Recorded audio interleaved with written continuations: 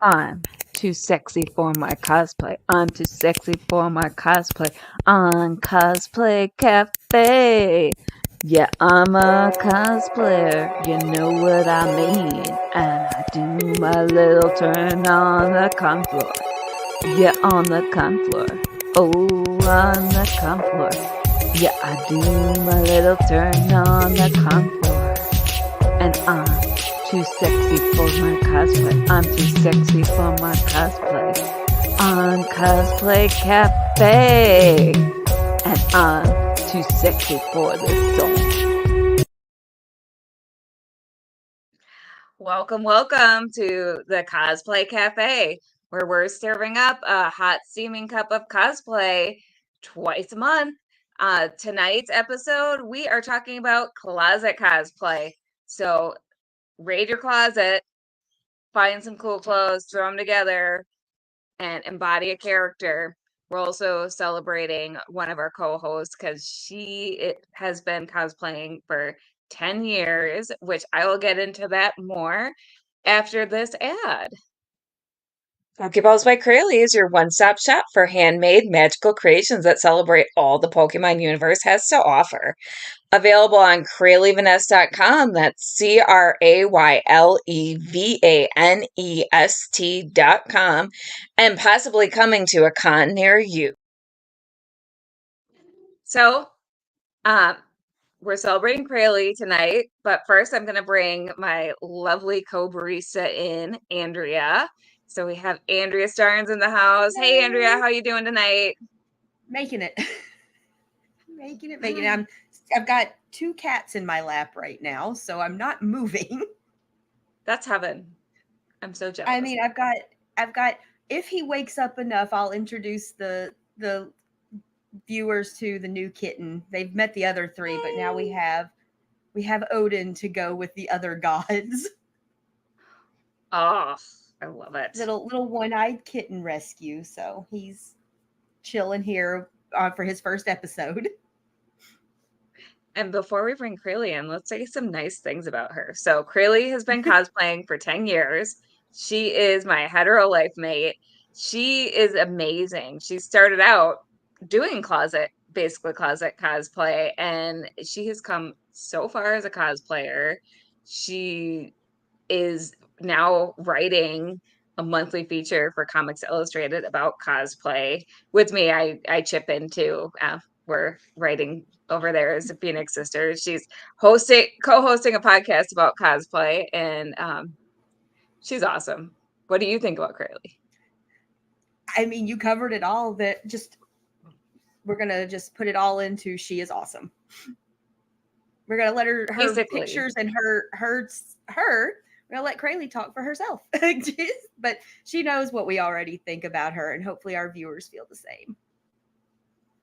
Yeah, well, and I will say Crayle embodies every character that she cosplays. She's really good at just slipping into the character and bringing her own spin to it, and I adore her. So, welcome, Crayle. Hi, you guys are making me blush. I was just in the green room like, Haven't we always told every guest that comes on, we are going to inflate your ego before the end of it? So you should have known that was coming. I did, but then it happens, and I'm just like, we all feel that way. Whenever somebody compliments us, we're like, not. No. Like, compliments feel like taking a dodgeball to the head. It's like you knew it was a possibility, but then it happens, and you just have that moment. So we hit people with dodgeballs of compliments.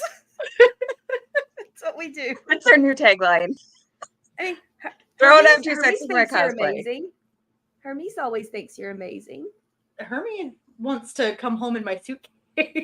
Here, and Odin says, "Happy 10 years, Odin. I love you. Say hi, buddy." I would take Hermes home in my suitcase, but my husband might divorce me. The dogs are trying to say hi as well, but they can't get to the camera. So, right. Well, hi, doggies. Yeah, you know, my house is a zoo, and y'all have been here.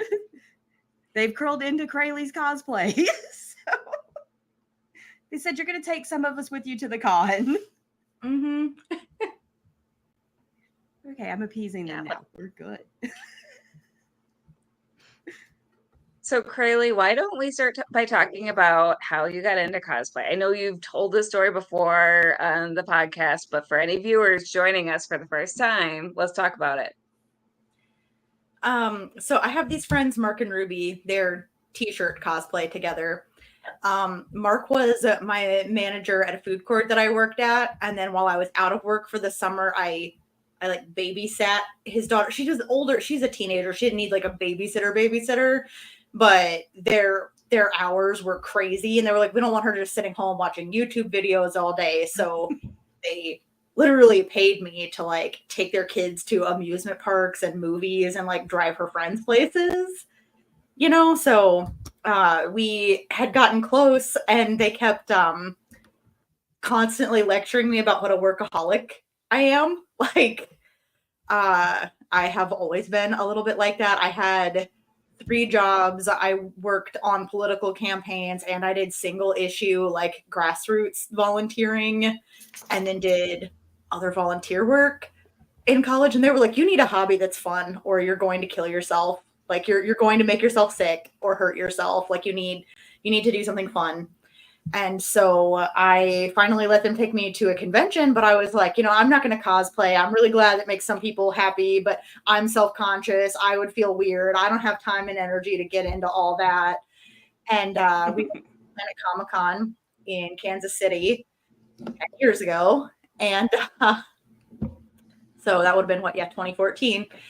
And the Friday of the con, because we were going to be there all 3 days, that I was like, cosplayers are having so much fun. What's wrong with me? Why am I not fully participating? So that night we went to Walmart. I had already packed my Star Labs t-shirt because I was really big into Arrow and like the DC Arrowverse at the time. That was like one of the things that actually was my relaxation, was I would go over to Mark and Ruby's every week and watch the next episode of Arrow, and then The Flash when The Flash started coming out, right? And so I always had professional wear with me because I don't know, it was this whole thing I was doing where I never knew when I was going to need to work. It was dumb. So at Walmart, we got me a pair of fake eyeglasses, put it together with a pencil skirt, and I was Felicity Smoke in the episode where they introduced Barry Allen, and he carries Felicity in his arms and goes super speed, and it catches her shirt on fire, so they have to give her a Star Labs t-shirt. And I was like, okay, this is kind of niche, but whatever. Like I'm technically cosplaying, right? And all the Green Arrow and Flash cosplayers were recognizing me. They're like, hey, you're doing that super specific scene. And I was just like, yeah. And then I met Stephen Amell that weekend. I got my picture taken with him. I made him hold up my stuffed unicorn. Stephen Amell has been famous before for honoring some strange and goofy photo requests. So I put a little cape on my unicorn Albert and made him hold it. I don't have a picture of that picture on this computer, unfortunately. But yeah, that was how I got started. And by then, so that was in March. And then by June of that year, I had gotten so into it that Mark was like, okay, you need to read this comic because I know you're going to love cosplaying this character. He got me started on Justice Society of America. And by June, I was in a panel for Silver Age comic book characters as Liberty Bell from the Justice Society of America, because when I commit, I commit. And here we are a decade later. That's You don't do anything hyperfixation. Mm-hmm. No, Mm-hmm. we're all good at hyperfixating on things. Blessing and curse. Yeah. David McDonald says, most badass preview yet. Yeah, Kelly, David really liked the preview image you did where it looked like the lightning was coming out of the barrel of our AK. Thank you. I was pretty proud of that. I have it with me. It's got like sort of camo spray paint on it now. Compared to when I was taken. The Canva template just lined up perfectly, so I can't even take credit, but I was like, yes. You guys are going to have to save that. Yeah. Oh, Derek. Hey, Derek. Yeah. So Lord of Spice, aka Derek, says, what's up, ladies? I'm playing the Elden Ring DLC. I'm listening, but my focus is in the Shadow Realm. Well, yeah, forget you too, Derek. We won't focus on you either. No, we still love Derek. No, We we do. did. Derek is like one of our biggest fans. We love Derek. Oh, Derek God. loves us. He supports all of us so much. Like, he is just always there, liking the shows, watching, commenting. We love him for it. If we Yes, we had like do. stuff for super fans, Derek, you'd probably have the first. Well, he gets Patreon perks. True. Yeah. If I did one of those, but I haven't. You don't have done time, one of those. girl. Like you do way more live events than like Kelly and I combined. You don't have time to manage the And a digital 40 version, to 50 hour work week, family events, pets. Yeah. I mean, it'd be awesome to do one, but maybe someday. If you all want to see Andrea feature on our Patreon, though, send us messages and maybe send us a little tip here and there, and we'll make that happen. Yeah, because at least one person has to fly at that point, but we'll do it. I'm telling you, I'm also really horrible about a lot of people like to use their Patreon for exclusives, and I'm like, I can't hide this from other people. I'm so bad about that. Like, I can't even do a secret cosplay. I'm like, I don't want people to know this. And next thing, I'm posting like progress pictures. Well, with ours, unless it's the PG-13 boudoir stuff, you get to post it a month later, at least. Yeah. It is sometimes so hard to hold the photos back. I'm such an in the moment person because of how my brain functions that I'm like, oh wait, that wasn't supposed to be shown yet. We had that happen with a photographer where he posted the whole shoot once. Because just wires got crossed. It happens. It also was. It wasn't malicious. No, it wasn't. And it was an unpaid shoot because this was back when we were going to Metropolis a lot, and a lot of the photographers down there just don't charge for shoots. So it wasn't malicious. It was fine. We just, changed our plans for whatever month we had earmarked. It happens. It's okay. Yeah. Speaking of the Patreon, though, I liked the promo image I made this time. In July, right now, there are some super hot photos of Kelly up as Poison Ivy that you'll get to see, the public ones, when they go on Facebook in July. But you get to see everything and anything that was PG-13 or whatever when you join. And the starting tier is $1 a month. And there are other perks as it goes up, but you get to see all there is to see at that introductory $1. So, because we also don't want to hide our photos. We're like... And your Harley has some, as seen from the blurred out, has some racy shots that are not ever being released to the public. No. They're hot. They're hot, y'all. Yeah, no, my husband was my photographer. He almost always is for our PG-13 stuff. And I was telling him about how I had been kind of made fun of for my PG-13 standard being a couple decades in the past. And he was like, here, just... started lifting clothes up, scooting stuff around. I was like, okay, all right. We had to take a break at one point because I was blushing too hard. He sent me a message. He's like, yeah, Crayle needs to stop blushing after the last PG-13 shot I had her take. I was like, good work, David. Thanks for keeping me updated. So, Crayle, the question I like to ask, what's in your toolbox that you have to have in your cosplay craft toolbox? Well, my new one is foam clay, which Kelly actually just recently wrote an entire article. If you go to the Sew and Slay section of Comics Illustrated on using foam clay and how that's like the new cosplayer's best friend, right? Because it stays lightweight and still a teeny bit flexible. You're not going to like break it just by like putting it in a bag usually or whatever, but you can shape it, but then you can still sand it, cut it, paint it, whatever after it's cured. And it's not very expensive. So I've been working on a Necromonger original character that I want to compete with.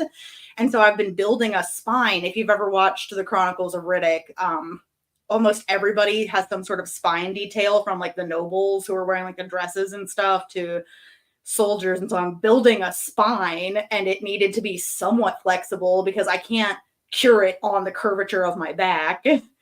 And it couldn't be heavy because I'm just going to pin it to my shirt. And bones, trying to keep it looking kind of organic, but like also that sci-fi look or whatever. I'm not a master sculptor, so the fact that after it's cured I can go back and just kind of like sand or like straight up cut pieces off, big time help. Huge help. And I'm making barnacles for our mermaid photo shoot for later this month that I'm going to spirit gum onto like my face and collarbone. I get like foam clay, where I'm just putting like a foam ball in the middle of it, like a styrofoam ball, just to take up a little more room in there. And yeah, I've been using a lot of foam clay lately. I go through it like crazy. That stuff, like, where's it been all my cosplayer's life? It literally just came out a few years ago. Yeah. And I don't know how I saw lived without it. Yeah, when it first came out, I saw it, and I've got some I've used, but I'm usually tagging other people to do prop work and everything for me. But Smart. it's pretty cool stuff to use. I mean, it, like you said, it can be sculpted, shaped, sanded, cut, flexible still. It's pretty cool stuff. Well, there have been so many times when I've had a sheet. Oh, sorry. Go ahead. I forgot what I was going to say, so you finish anyway. Oh, there have been so many times I've had a sheet of EVA foam and I've been working with it. I've been like, I just want to sculpt it into the shape I want. And now I can. It's just the best.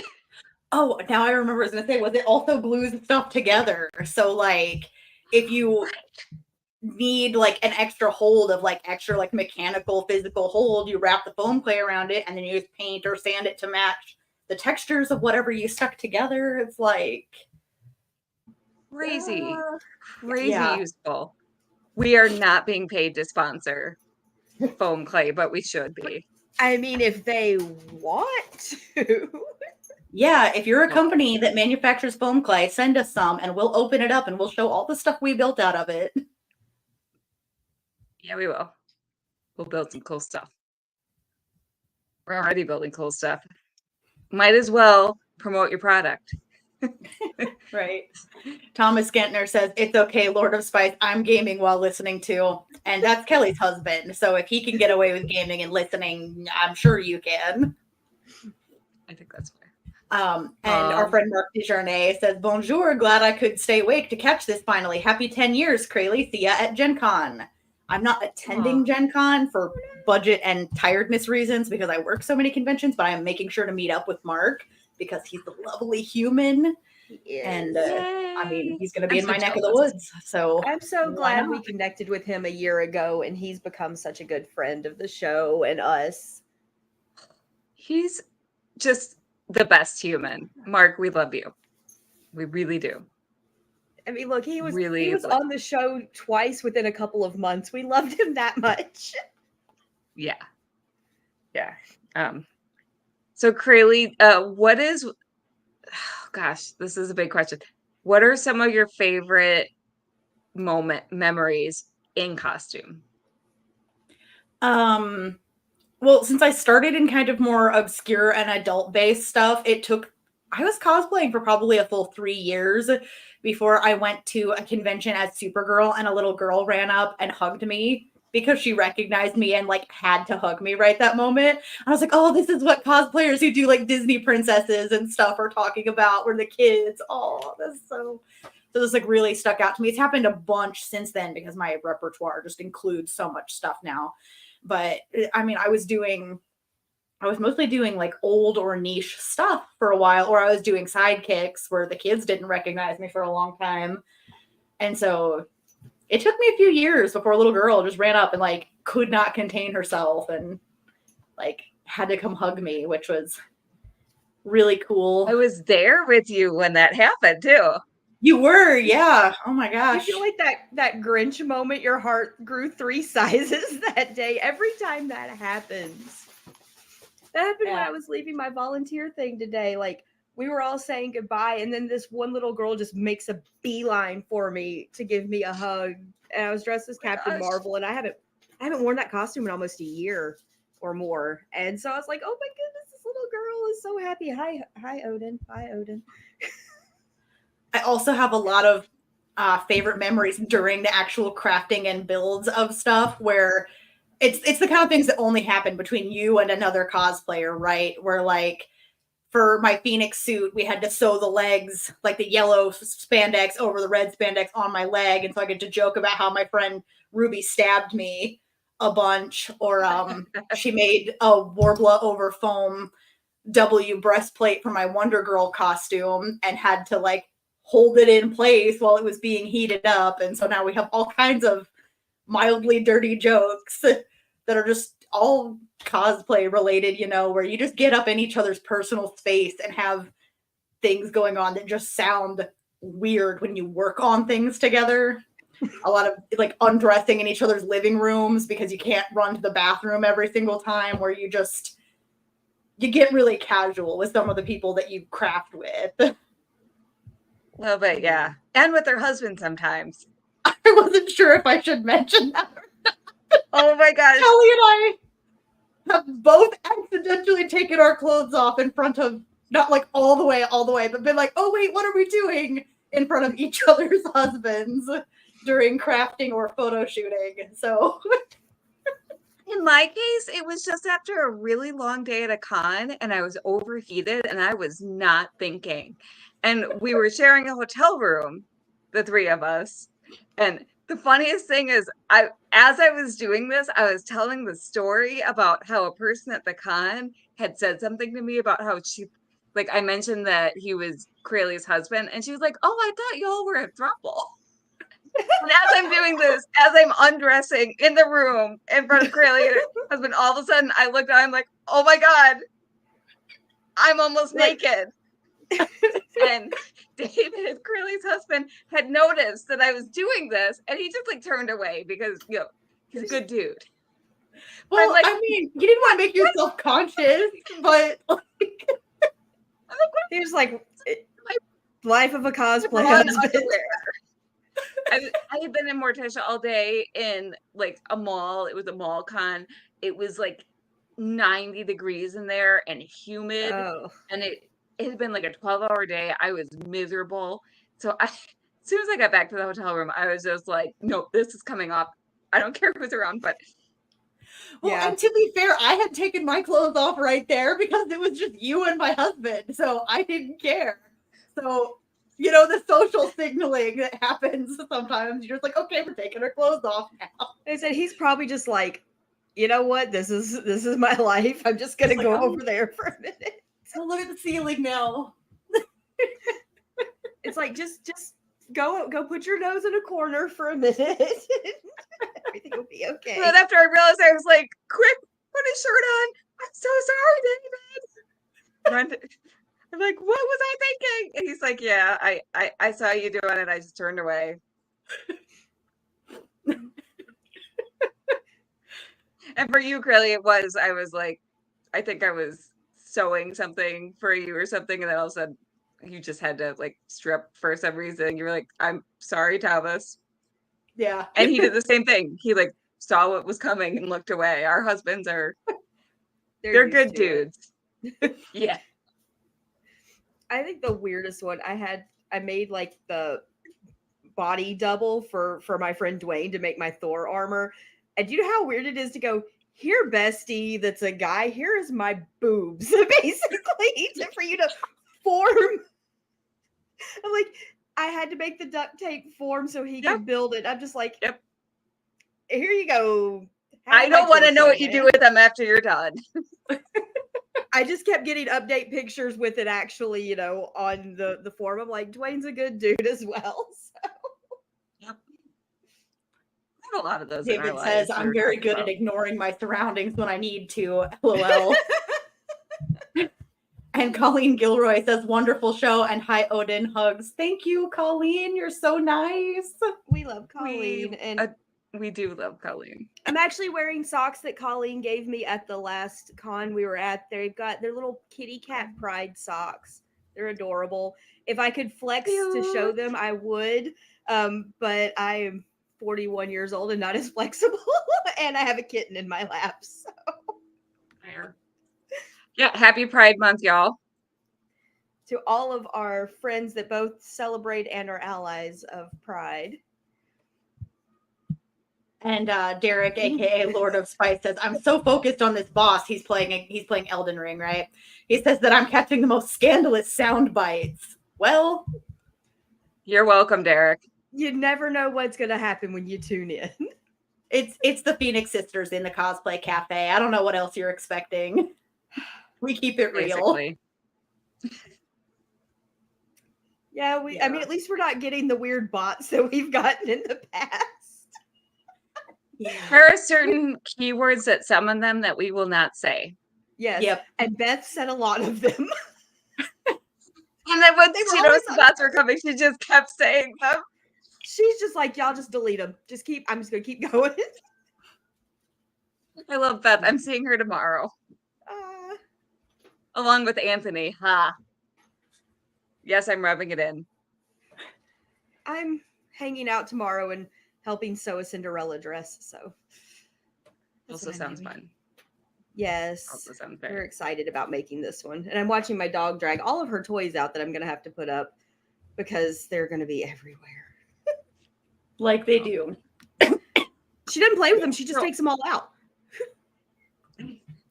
So we're midway through the episode. Are we, Andrea, I know you're not getting up. You're not disturbing the kitties. Are we getting up and showing off our costumes, or are we just skipping that? I have a photo of mine in the brand tab. So let's do that. When I said I was going to wear this today, Hunter just goes, "Are you going to do the Tina dance?" And I'm like, no. But I figured Crayle's been loving Bob's Burgers, so I should dress as a character that she is enjoying so much for her anniversary episode. Yeah, that's a good choice. This is one of those.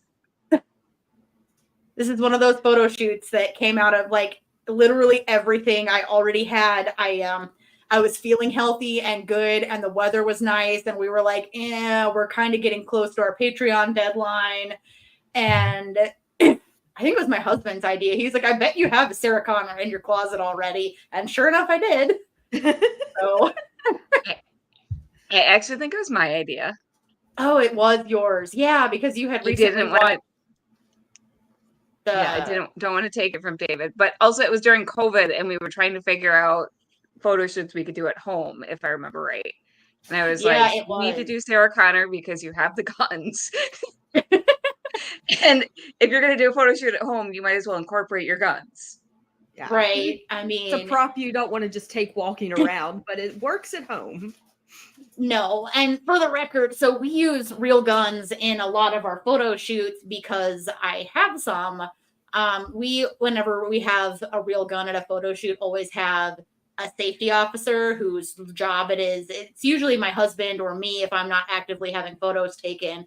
But we have somebody who knows how to handle them, who literally their only job is to just be paying attention to, like, where is the end pointed? Did everybody leave safeties on? Did everybody check everything every time they pick something up? That's awesome. Because when you're posing and stuff like that and trying to get camera angles and stuff, you need an extra person who's only focusing on, hey, are we doing, like, the gun safety thing? Yeah. Right? Even if, like, you know your gun safety, if you're in that picture, your mind is not always on, is everything correct? Your mind is, let me get a cool shot.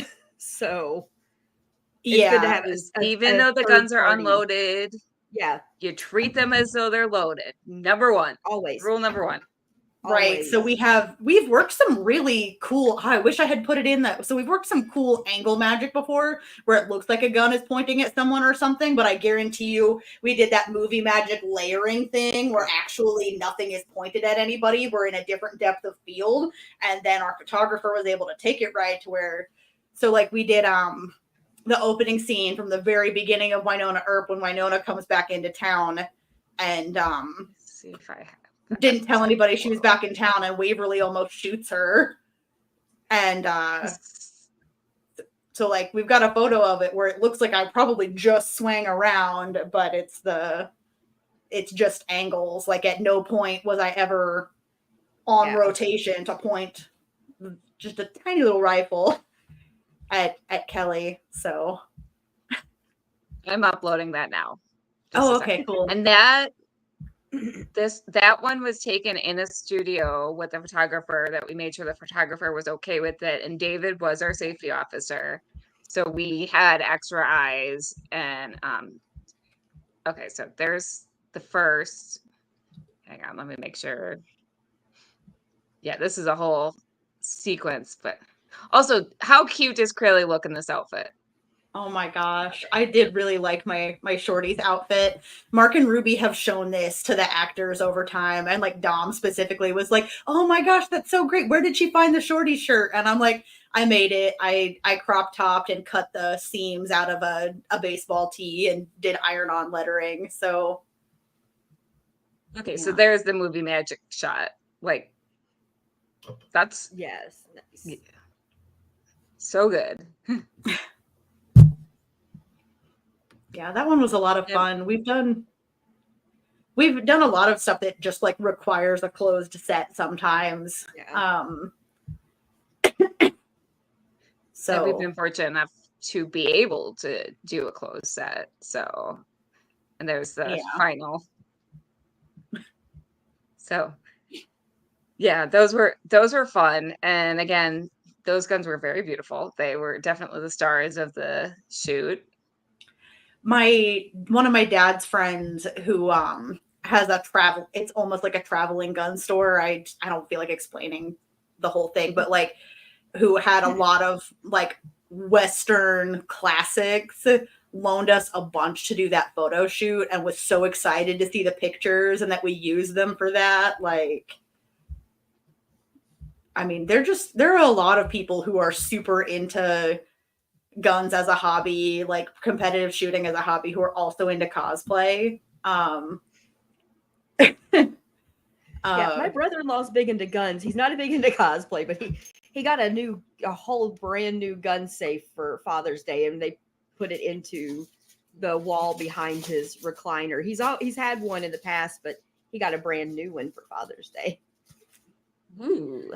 Yeah, and there's pockets in the door for the handguns, and Misty was like, "Yeah, Jim needs more handguns to go in the pockets." Whoa, the dog just hit my table. And I said, "Well, I'm going to buy him a bunch of water guns." She said, "That's perfect, and he can play with our nephew Oliver." Because Oliver likes water guns. So I'm like, I'm going to give Jim a couple of water guns to put in there. Okay, why'd y'all just wake up, dogs? Really? Like literally and I gotta say, even if you're working with a fake gun, if you want to add a little more realism, use that trigger discipline, because that will look more realistic to your character. I've learned a lot about gun safety from Crayle. Oh, sorry, go ahead, Crayle. Oh, it's also just entirely more considerate. Like, if you're coming across people or whatever who see you handling what even looks like a firearm, you don't want to be pointing them at people or swinging them around or whatever. So that's like, I walked into, after a volunteer event, I was in my Jen Urso costume, with my gun holster on, and it's a freaking Star Wars blaster. It doesn't look totally like a real gun, but people are looking around at me. I'm like, it's 3D printed. It's not a real gun, but I'm like, it didn't come out of the holster because I didn't want people like freaking out or anything. I'm like, it's just a courtesy. They see somebody that looks like they've got what might be a weapon. Just be aware of your surroundings. A lot of Star Wars blasters and handheld weapons are modeled off of real guns too. So it's one of those things to always be considerate about. Once you take the whole thing out of like the holster and they look at it, they're like, oh, it's definitely not a real one. But you just see that grip coming out of a hip holster. It looks a little suspicious. So why don't we go through the cosplay gun safety special was use your four basic rules, Don't point it at anything. PSA. Assume it's loaded. Know your target and what's behind it. That's 3. Did I combine 2? Some people say it's 3, and some people say it's 4, and one of them is like point A and point B. Oh gosh. Don't point it at anything you don't want to shoot. Assume every gun is loaded. Know your keep your finger off the trigger till you're ready to fire. The fourth one. Yeah. Trigger discipline. There's our gun safety PSA for you. Real or fake. And again, doing that is for safety, and it does add realism to your character, because if your character is a character who handles guns, they're going to be following the gun safety. Supernatural fans who are into guns get really geeked out about it sometimes, where they're like, oh, they're doing the weapon thing the right way, and a lot of points in various seasons kind of ebbs and flows a little bit, but yeah. One of my favorite compliments was a compliment on my trigger discipline in one of my Black Widow photos. A guy was like, "That trigger discipline is sexy." I'm like, thank you for finding a choice I made and knowledge I have sexy instead of something just the character. Yeah. Like, I was super flattered. I was like, yes, thank you. Very specific appreciation. Yes. So let's go through your costumes, Crayle, and you can talk about them. So I tried to organize them mostly with the closet stuff first. So we'll see if I did that right when I picked ones. Who knows? When they upload, these things upload however they feel like when we put them in. Oh my gosh, for real. It's true. Right. So this is my generic Pokemon trainer that's mostly based on Ash from like the anime. Already had this stuffed Pokemon, already had I think the only thing for this that came out of my cosplay closet instead of my like regular closet was the purple fingerless gloves. Like, it's still out of the closet though. Yeah, I did a full photo shoot like this, including an action sequence where I snuck up through tall grass and threw a toy Pokeball at that Dragonair stuffed animal that we put like on a stool sticking up out of the grass so that it wasn't getting all dirty. Yeah, I like putting together, doing stuff. That's one of the benefits of doing a closet cosplay is since this stuff is a little less restricting and it was a little less expensive, or you've already gotten your use out of it that you wanted or whatever. You can do stuff like crawl around in the grass without worrying you're messing up your costume. You know, like I was kneeling up against our trash cans, like I was trying to look around them to sneak away or shoot something in my Sarah Connor, and it was just a gray undershirt, jeans, and a pair of my husband's old combat boots. Like, so I didn't mind if I accidentally touched something. I mean, I minded if I touched something gross on the edge of the trash can, but it's a different level than if I had been, you know, in like one of my more expensive or more customized costumes.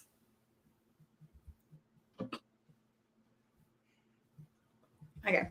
So this is another one of those instances of when you do like a closet cosplay. So this was a super cheap black and white swimsuit that Kelly found for me at Walmart. It was like, I think this is in your size, and you wanted to do a Barbie homage. And I already had heels because I used to work in an office, and I already had some white sunglasses. I ended up buying new ones for this to get the cat eye shape because I wanted to go a little more specific.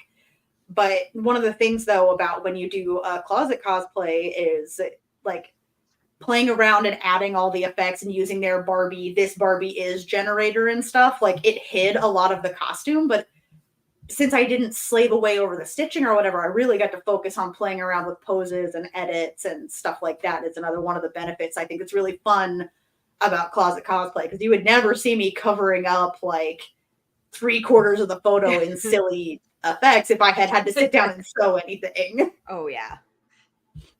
So that's one of the reasons I included this one, even though it doesn't show as much of the costume, because it's just one of those ways that closet cosplay lets me at least really focus on the story I'm trying to tell or the setup that I want without worrying about whether or not I'm really showing off the work that I did on a garment. And that's a good point. Closet cosplay is really freeing because you're looking to emulate the look of the character without slavishly being screen accurate. Like, that swimsuit had the feel of the black and white swimsuit, but it was not screen accurate, and that was fine. It was It cute. still gave the impression. You still look at it and go, "That's Barbie." Yep. Mhm. Yep. And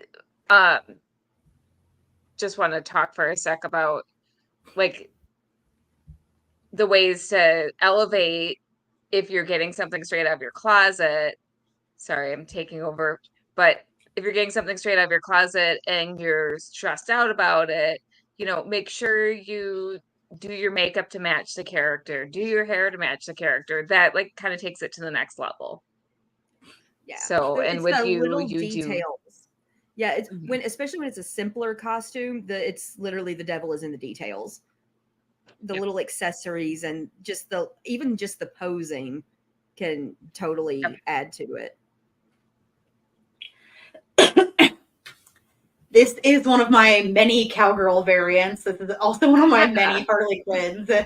And that top just came from, I used to wear it under blazers for work all the time. It's like a super silky, like wear it under a blazer type of like shirt or whatever. I already owned black shorts. I bought that belt and was thinking this might come in handy for like the cowgirl cosplays, maybe because it had the rhinestones on it, but really it was just in my budget and it was a size that fits me because my belt size needs to go out to like 48 to 52 inches sometimes. Like, I feel like sometimes it's hard to find structural belts that are meant to fit adult women.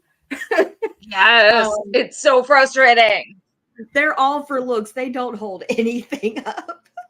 Yep. Right. We already had a lever action. This is my backyard. This is just what my backyard looks like, So even the setting was kind of homebrew, if we want to borrow a term from D&D there, where I feel like that's the closet cosplay equivalent of picking a photography setting, is if you can find something around your home. Like for this Sarah Connor, I sat on, my husband used to have a Jeep that he'd had since high school, sat on the front of that. It was a Jeep from the 80s, and looking out past the trash cans or whatever. They had trash cans in the 80s, and you had to use whatever you could for concealment when you're on the run in a sci-fi where robots are coming back in time to kill you. Like, so we already have a fire pit, and I was borrowing a friend's truck, so I took some photos in his truck too. But like, just use what you have, and you can still have like a lot of fun. Not everything has to be like drive an hour away to go to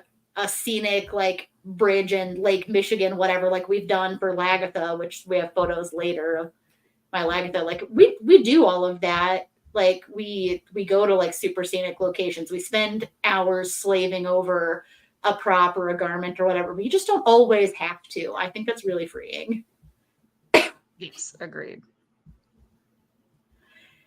This was another one of those. We had a dusting of snow, and we hadn't had very many wintry photo shoots that year. So I was like, oh, gotta go to the closet and see what I've got. And so I put a red tank top and a belt on over a black dress to look like one of the Misa Amane outfits from Death Note. And it's a little less recognizable because it's not like the lace, like goth Lolita style stuff that Misa does in a lot of the promo posters. But if you just watch the anime, like because she was a model, she had a lot of different looks, and She so I had found so many costume changes in that series.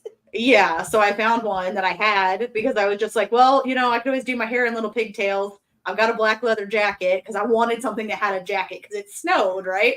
I was like, black leather jacket. Let's check. Oh, let's look through Misa outfits, and there we were. So, and again, like it's a closet cosplay, so I feel like what I was really communicating here was a lot of the pose where she's got that confidence. She looks very youthful, and I feel like the way we angled things, I did look a little younger in a lot of these photos. Like, not that I'm ever going to look like a teenager again, but like portraying something that was a little coy and youthful or whatever, like she does on her photo shoots before you see how insane she is everywhere else. And I sat my butt on the snow. It was a plain cotton dress. I didn't have to worry about messing up something that I had sewn for 42 hours by sitting my butt in wet snow. So yeah, you just throw that in the washing machine and go. Yeah, exactly. We love machine washable costumes. Oh, yeah. Yes. And so this is the same jacket that I was just wearing for Misa, which is another one of those things you can do when you just pull stuff out of your closet, is a lot of that stuff is reusable. Oh, and that's my Sarah Connor tank top. I was gonna say, you know what? Gray tank tops and black leather jackets work really hard. Okay. They do. They are so versatile. So, yeah, that's my Jessica Jones, and it was all about I had the right prop at a cider there, and the right facial expression. Like sometimes that's all it takes. And for her, you just need an RBF. That's all you need. Yeah. Perfect. Some attitude and an angry face. Yeah. Your Jessica Jones is so good too. Like we need to revisit that and do a full shoot maybe. I have a friend that does a Jessica Jones, and since I apparently want to continue cosplaying all of the characters David Tennant has ever played as a short woman, I kind of want to do his version of Kilgrave now with Jessica Jones.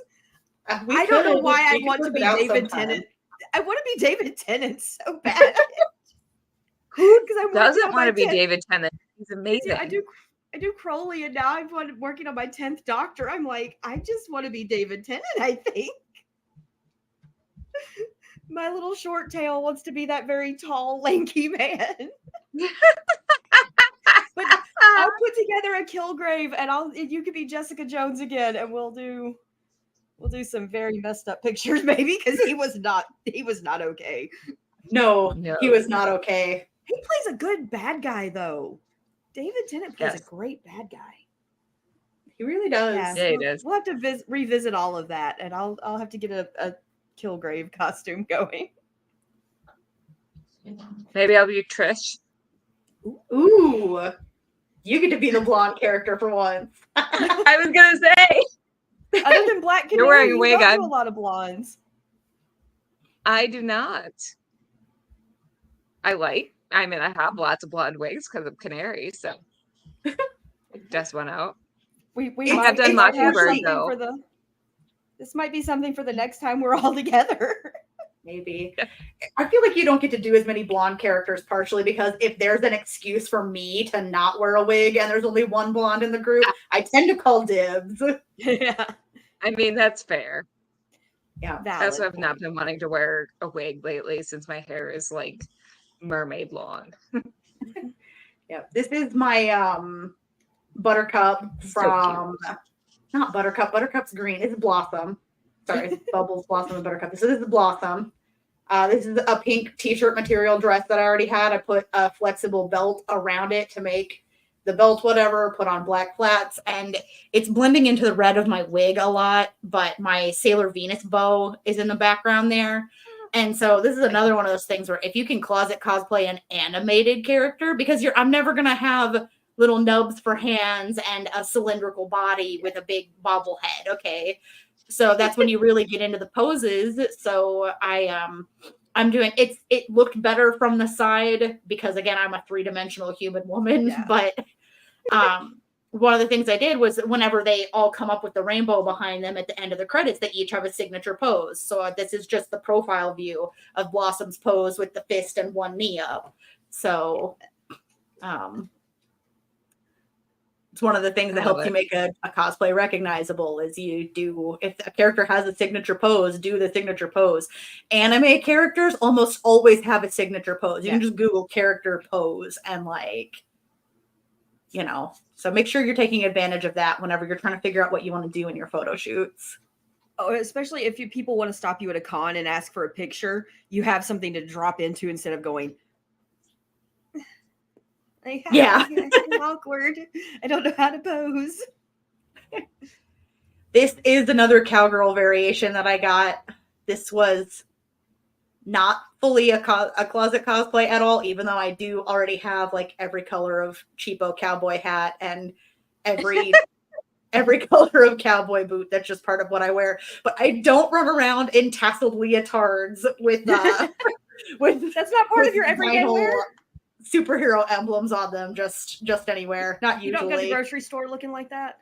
I wouldn't That be is how embarrassed cowgirls to. I just dress, didn't have a but- reason. Yeah, it's definitely not a true cowgirl look, for sure. When you blend together a superhero, so it's the superhero spandex aspect, Yes. spandex aspect, but you add the hat and the fringe, and now now you're a cowgirl. It's the rhinestone cowgirl version. It's not It's the a working look, out on though. the barn cowgirl. No, this was like, I thought I was on my way to like a horse show or a rodeo or something as part of the pre-show entertainment, and then stopped by the saloon. Like I like that concept. You never made it to the show. You probably never left the saloon. No, that's grown up juice. We had a whole little mini comic where you weren't allowed in the saloon because you're not allowed to drink grown Right. up juice that speedy. Wild Wild West, my butt. This is one of my all-time favorite cosplay photos ever. My husband took this photo of me in our basement, and you can't even see the whole costume, but the hand placement for a contemplative Emma Frost, just luxuriating, just in the moment, just in her own head, while wearing her fur trimmed cape and halfway through diamond transformation. I felt like I really captured the character, and I just look really hot. It's a gorgeous picture. Yeah, you do. So, I mean, that's corsets. They're uncomfortable sometimes, but we wear them for a reason. This is before Andrea made me a more comfortable one. So, Yeah, that one's flexible and it laces in the front and the back, so you have lots of freedom in it. yeah, this is the one I had to go. My corset that I had broke and was cheap, like even cheaper before this, and so I ended up having to go to one of those like Love's intimate type of stores at the last minute because I was running out of time and I had a migraine, so I couldn't drive. So my sister had to drive me to one of those stores, right? An adult store. Adult store. There we go. That's what I was looking for. You're like, it's for a costume, and people are like, sure, it's for a costume. Right. So I was just walking. They're like, well, yes, it is for a costume. Laser focus. They were thinking. Like, is there anything I can help you with? And I'm like, I need your most modest white corset you've got. Which are not the words you usually hear for Emma Frost, but no, but compared to ones that had completely cut out like patches or whatever, all it's all about context and where you're at. And for an adult store, any solid corset can seem kind of comparatively modest. Also, my Emma Frosts sometimes do skew a little more modest. Like, I'm okay doing like PG-13 photo shoots and stuff like that on a closed set, but I wear my Emma Frost to conventions. So I've done modifications a lot where I have like short shorts instead of, because some of her versions are just like underwear. Yeah. Under a cape. Okay. And I'm like, shorts and pants and stuff to them. So yeah. Well, that's because Greg Land draws her a lot. Yeah. Oh, you guys, when I tell you, it was so hard. It was so hard to narrow down to just one Lagatha photo. This is like one of my favorite costumes ever. Kelly took an athletic shirt. I had worked on a bunch of sewing stuff out of a bunch of pieces of things over the years, and then I didn't fit in them anymore because I had a medication change that made me like gain a ton of weight back after I lost a bunch of weight for also not great health reasons. And so the stuff I had been working on for years didn't fit me anymore. I had a meltdown, and Kelly was like, yoink, I'm taking over this now. I feel that. I saw the pieces she was working with, and I was like, I don't know how you're going to get that to look like that, but I trust you. And it's so beautiful. And then David and I made that shield together. So to battle damage that shield, David really did hold it up, and I just took a hatchet to it. It was just like scraping it and beating it. Like, that's awesome. We have a video on our TikTok of part of the process. It's pretty cool. Yeah, so it's I'm pretty sure it's over 8 pounds. I don't remember how much it weighs, but it's heavy. It's real wood. The boss in the middle of it is a mixing bowl that we dented and then threw in the fire to get some of that aged metal look. Like, we made a fire in my backyard and just buried it in the coals for hours. The outer ridge, though, is that baby-proof the edge of your furniture like you can buy a roll of foam Yeah. that doesn't look like styrofoamy or anything that went around the edge. The traditional Viking way to do that is to bend iron around it, and we didn't want to add the weight, and we didn't want to take that much longer because that shield was like a year in the making. And How yeah, many years no. was the costume in the making? Like 5? 4. It was 4 years, and it's in 5 now because I still don't have the chainmail on the shoulders and waist that goes with this exact outfit. But once I've got that done, it'll be that. This was like my dream costume for years. So this is our gotta, this is our magnum opus. Like you, me, and David. This is our Yeah. labor of love. We all have that And one. we went to, oh gosh, and we went to this beautiful location. It's actually only like 30-40 minutes from my house, and it is gorgeous, just gorgeous place along, like you said, Lake Michigan, and got the most beautiful photos. I took them. Yeah. And I'm not a photographer, but I did pretty good, if I do say so. You did So, great. Okay, this photo shoot should have belonged in those like moments between cosplayers, whatever favorite cosplay memories is. Like we basically just went on a super leisurely hike while I wore a costume that I loved on a day that the weather was beautiful and took photos together. Like we were just mostly spending quality time in between poses, and it was a beautiful day. We miraculously didn't overextend ourselves because we were almost going to try to get Kelly to do a photo shoot too. And then she would have been like we would have had to both, and then she would have been in a costume to where she couldn't didn't want to climb around to get an angle or whatever. Like we actually kept ourselves to one photo shoot and just had a really great time. You great. I'm happy took this one. Yeah, so that is my Sailor Venus, and this is one of those things too where I'm like, sometimes you just need the right pose, and there are tons of poses for Sailor Venus because the Sailor Scouts have 10 signature poses a piece, and Sailor Venus is one of the characters that I relate to on a really deep personal level. So Minako has oldest survivor's guilt, and she has a lot of oldest sibling style baggage. Like the girls are all the same age, but she got her memories back sooner, and that made her like force grow up, like remember her past life sooner. And so she tries to make a lot of decisions that maybe weren't necessarily even hers to make, but she tried anyway to take more on herself to protect people. And I have a lot of that oldest sibling stuff where sometimes you're doing things that like, it's not even your job. Nobody said you had to do that when you're a big sibling, but you try anyway. And as the show continues, no matter which version of it you've watched, the 90s one or like Sailor Moon Crystal or whatever, over time, she does let herself rely on her teammates and her friends more. And you start seeing more of her like wanting to be a pop star, wanting to do normal teenager stuff. Like she lets go a little bit and remembers like that she's a whole person on her own. And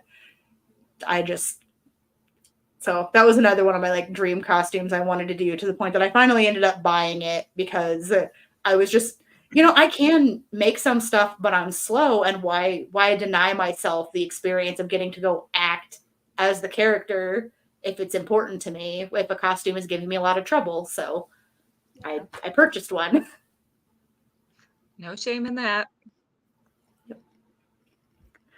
It was really hard to pick only one photo from this one too. We waited and waited and waited for it to snow because my husband and I wanted to do Scott Pilgrim and Ramona Flowers from Scott Pilgrim versus the World.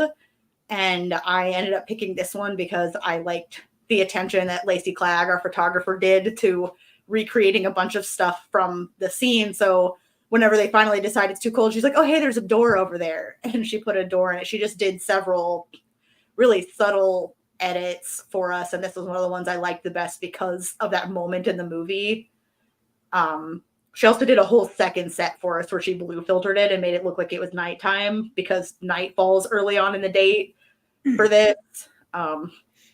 We had a lot of really good photos of So David good. as Scott Pilgrim. I guess he just does dorky, not sure what to do on a date poses really well. And yeah, it was like the end of March when we finally got enough snow on a day that we weren't both really sick or already committed. The photographer and my husband being off work and me not being sick. Like, so we almost didn't get this photo shoot in. And we love working with Lacey Clegg. Like, she's amazing. So we Yeah, love she Lacey. did my wedding. Yes. This is my Mara Jade. I also borrowed Thomas's purple lightsaber for this photo shoot, but the pose for this one I really like, where I'm just like angry and trying to aim and getting really aggressive, because I feel like that's very, very Mara Jade. And I was doing like pre-married to Luke Mara Jade, where she's rougher around the edges. So this was a fan request. Derek actually requested this one. Our bigger patrons have gotten some like entirely fan requested either photos of characters we already have in the poses, or recreating a panel or a cover that they want, or just the costume entirely.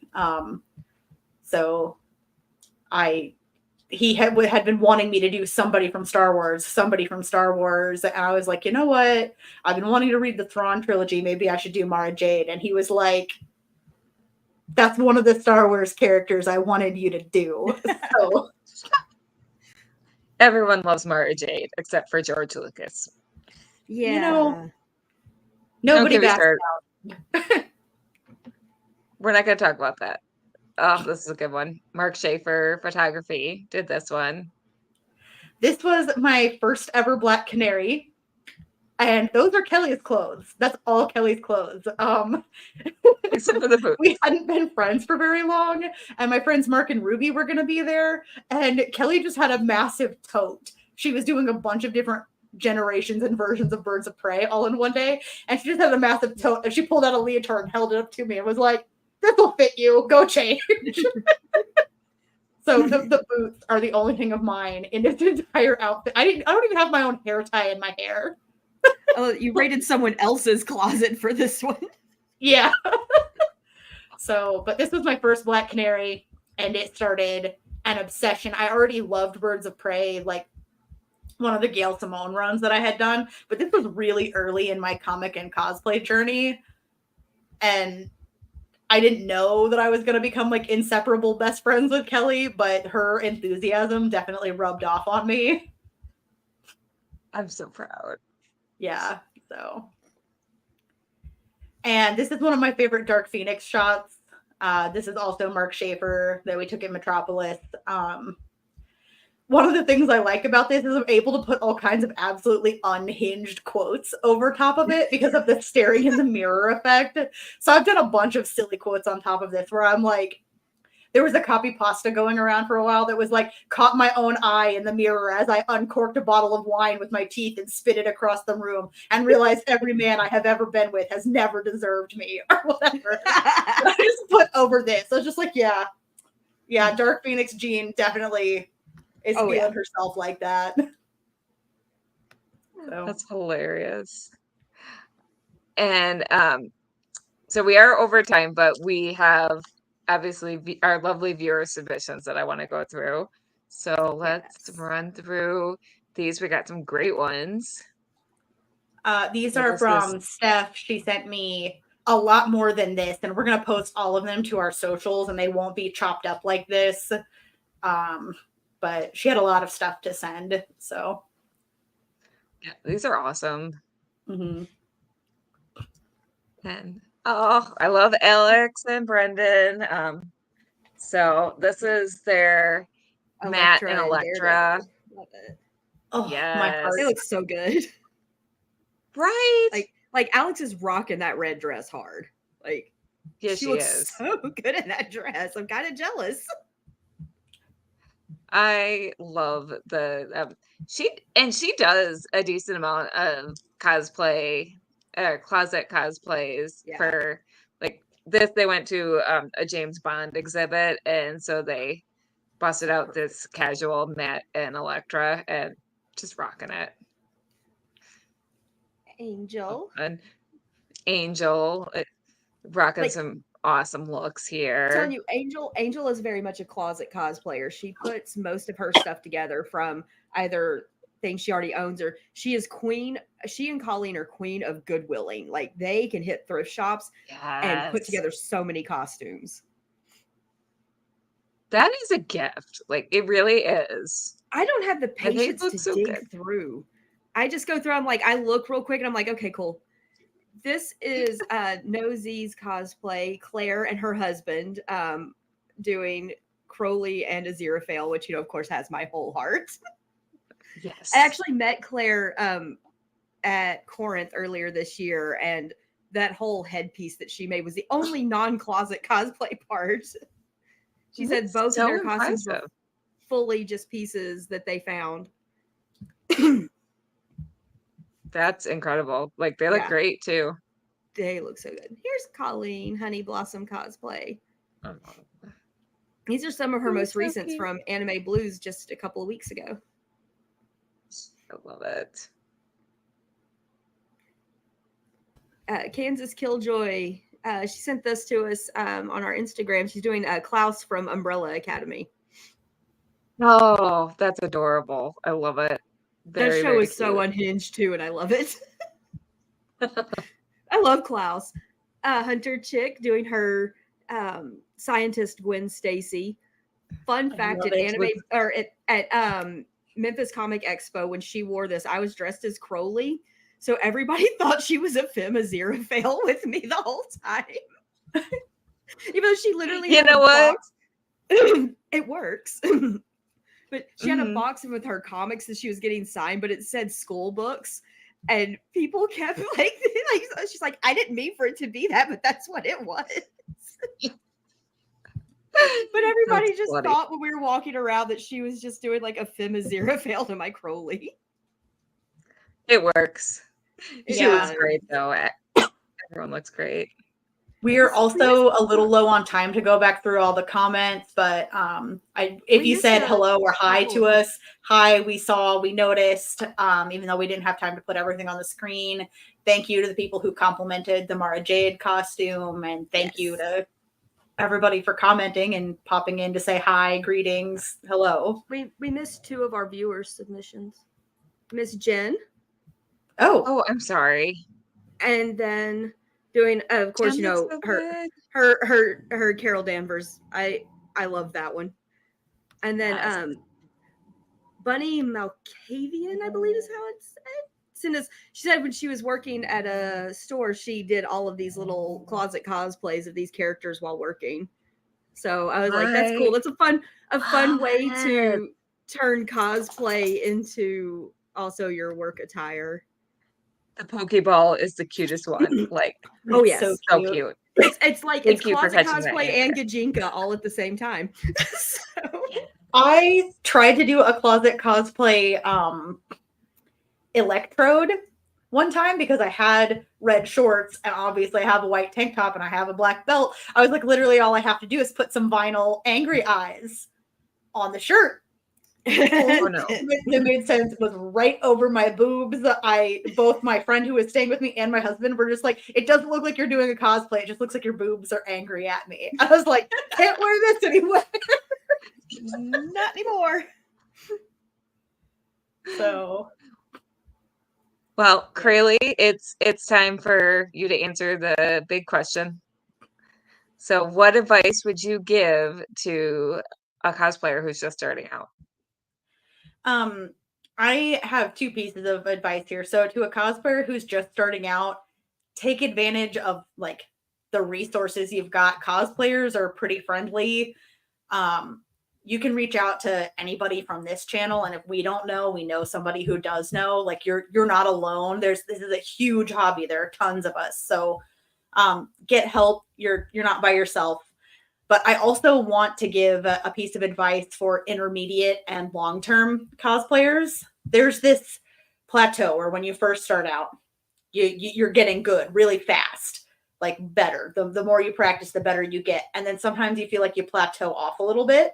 because now that you know so many basics, anything new that you start to try, you don't see this insane jump from costume to costume of your skills growing.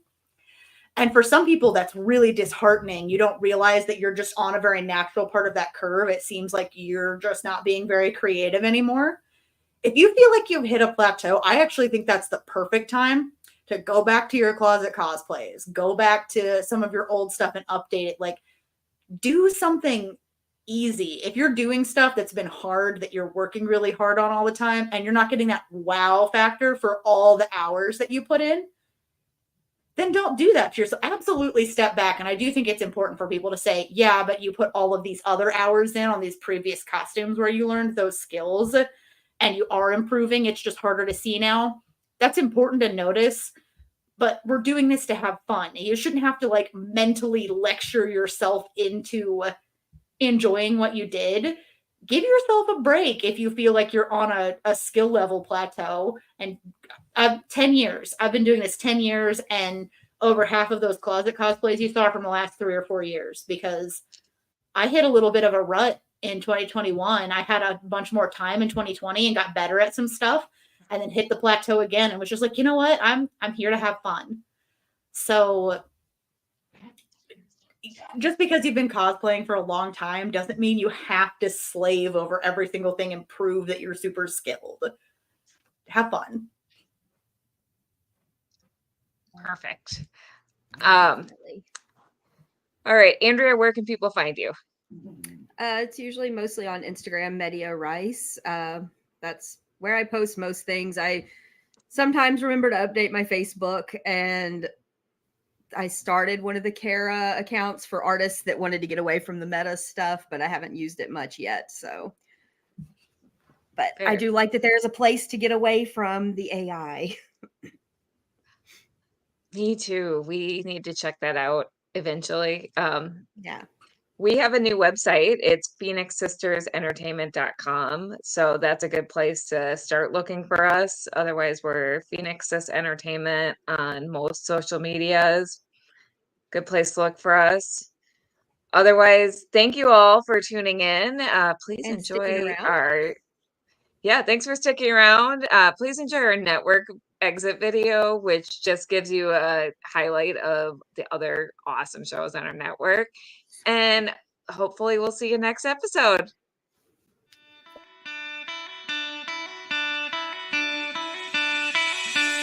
It's like Coca-Cola, Levi Strauss, Johnny Carson, and Mickey